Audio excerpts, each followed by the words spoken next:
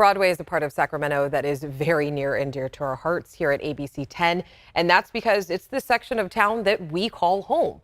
But Broadway is changing. Some businesses have closed because of safety concerns, like a Starbucks and a Jamba Juice. But now Broadway is getting ready to change once again. We first told you about some of the changes in August on To The Point. And the idea is simple. Shrink the number of lanes to 2, 1 in each direction, add space for bikes, with buffer zones, of course, from cars, and then overall make Broadway safer for pedestrians with more crosswalks that are better marked, and in turn, bring life back into some of the businesses, of course. Now, construction is set to start in spring. Our Alicia Machado spoke with people at a community meeting last night who tell her that the changes are welcome and they're long overdue.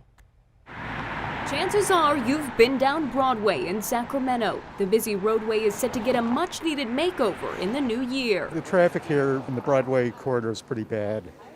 And, pedestrian walkways, forget it. Yeah, you don't bike on Broadway because it's 2 lanes of traffic that are too fast for bikes to mix with. Steve Schweigert lives in Curtis Park, a neighboring area to the improvement project. He rode into Thursday's community meeting on his bike.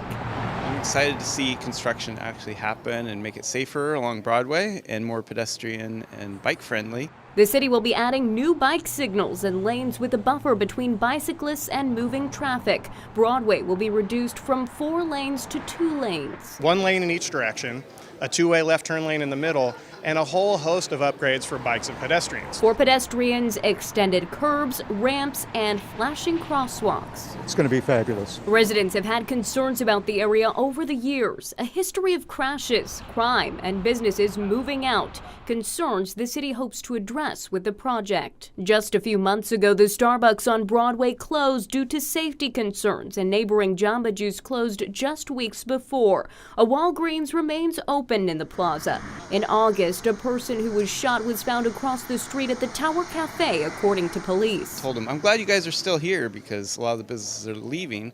And they said, well, we don't know how long we'll be able to stay because there's shoplifters all the time. So the city needs to do something about that, but this is an important piece. Schweigert hopes more folks and businesses will come into the area after the improvements have been made.